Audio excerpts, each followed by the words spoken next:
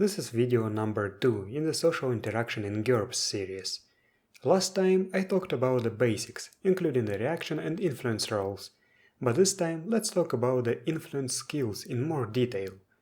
There are 6 standard influence skills in GURPS: diplomacy, fast talk, intimidation, savoir-faire, sex appeal, and StreetWise. The skill dictates not what you want to accomplish, but how you want to accomplish it. Most influence skills are penalized if you are unfamiliar with the subject's culture or if you are not fluent in the subject's language. Cultural familiarity will be discussed in another video. If you want to know everything about languages in GURPS, you can watch the language episode of only the parts you need. The link is in the description. In some situations, influence roles do not involve speech, and in that case literacy or fluency does not matter, as do voice-related traits. Diplomacy is a hard IQ-based skill. This is the art of negotiating and compromising, and it can be used for any influence role in a non-combat situation. Like I said in the previous video, even if you fail your attempt, the subject does not get offended. Diplomacy never gives a worse result than if you had tried an ordinary reaction role. Thus, diplomacy is almost universal and relatively safe, but is a hard skill, unlike the rest. Diplomacy gets a bonus from the voice advantage, penalties from low empathy, oblivious, shyness, and stuttering. If you know diplomacy at level 20 or better, you get a +2 bonus on all reaction roles. Getting that 20 costs a lot though. Fast talk is an average IQ-based skill. This is the art of talking others into doing things against their better judgment. This is not the same as acting. Acting is what actors, spies, and impersonators do. Long-term acting that cannot be used to influence people, while fast talk is what con men, salesmen, lawyers, or rogues do to influence people short-term. Just like diplomacy, if you know fast talk at 20 or better, you get +2 on all reaction roles, but only if you are allowed to talk. Again, just like diplomacy, fast talk gets a bonus from voice, penalties from oblivious, shyness, and stuttering.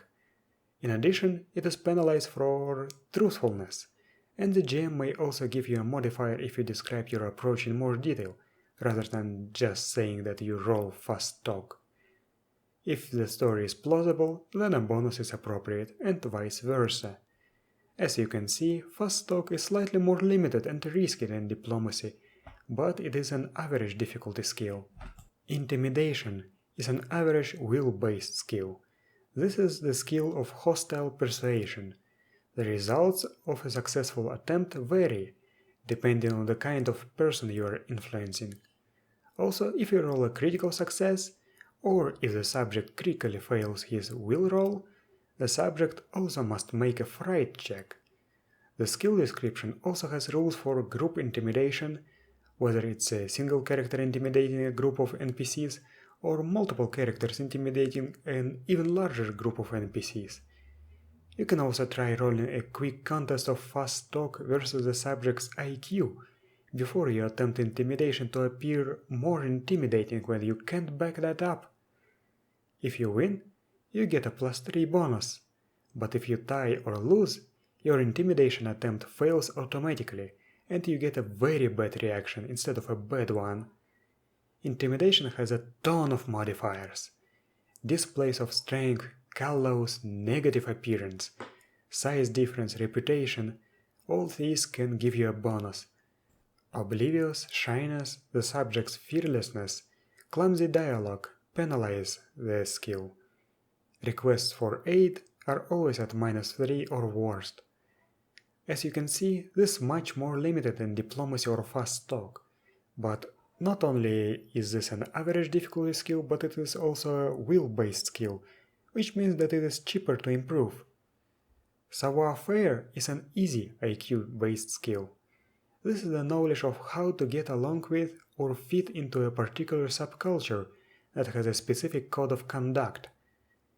This skill can be used in place of any reaction role, toward a member of the appropriate subculture. You must specialize. GURPS basic set suggests the following specialties: dojo, high society, mafia, military, police, servant, but I also remember seeing magical somewhere, probably in GURPS fantasy.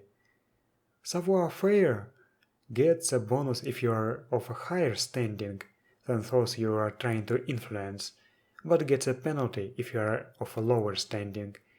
If you have important friends, or if you seem to have them, you get a bonus. Such traits as clueless, low empathy, oblivious, and shyness impose penalties. As you can see, this is a very limited skill, but it is an easy one. Sex appeal is an average HT-based skill. This is the art of getting things done by making people find you alluring or suggesting sexual availability. You may substitute an influence roll against sex appeal for any reaction roll made by someone who is attracted to members of your sex.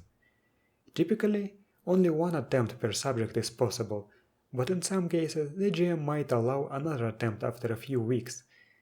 A success produces a very good reaction, not just a good one. Sex appeal gets a bonus from voice and positive appearance, a penalty from low empathy, oblivious, shyness and stuttering, and double penalty for negative appearance. Unlike other influence skills, this is an HT-based skill, so you can be good at sex appeal even if you do not have high IQ or will. However, as you can see, it is quite limited. StreetWise is an average IQ-based skill. This is the skill of getting along in rough neighborhoods or criminal company. You may substitute an influence roll against Streetwise for any reaction roll made in an underworld or bad neighborhood situation. Unlike the other influence skills, Streetwise is actually good for things other than influencing others. You can find connections in the underworld, search for certain illegal goods and activities, and so on. This is a very good skill for rogue-type characters. I would even say that it is one of the essentials.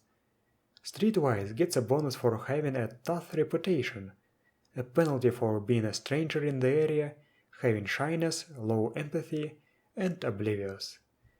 Some other skills can be used as influence skills in certain specific situations. Carousing can work with drinking companions. Dancing can be used in romantic pursuits. Have you read Heinlein's The Number of the Beast? The protagonist managed to persuade a woman he had never met before to marry him with just a dance on the very first pages. Games can work as an influence skill with sport referees at -3 to skill. Leadership can secure loyalty of a squad or other small team. Merchant can be used to sell something to buyer that doesn't really want to buy whatever you're selling. Panhandling can be used at -3 to ask for money or favors. Public speaking works when telling stories or preaching. Writing can be used to request aid or information. Certain skills can complement influence skills. Carousing works in some situations. Connoisseur can complement savoir-faire high society. Fast draw can complement intimidation, and so on. Influence skills can complement other skills too. For example, sex appeal can complement singing or performance. If you come from the D&D background, you might be unused to charisma not being an attribute. In GURPS, most social skills are based on IQ, and some are based on will and HT. This sometimes can produce results that might seem inappropriate. Why would a genius mathematician with IQ 17 be very competent at all social skills by default? It actually goes against the stereotype. In such situations, consider giving your genius a lower IQ score, but give him talent that increases scientific knowledge, or give him disadvantages that penalize social skills, such as shyness or clueless. However, that still might be wrong. If this is the case, consider giving GURPS Power-Ups 9 alternate attributes a read. It is an excellent book about reworking the attribute system, and it has guidelines for introducing charisma as an attribute. I have actually always wanted to try it out, but my players are against this idea. But beware, this book is definitely not for new players. To utilize it properly, you must be intimately familiar with GURPS.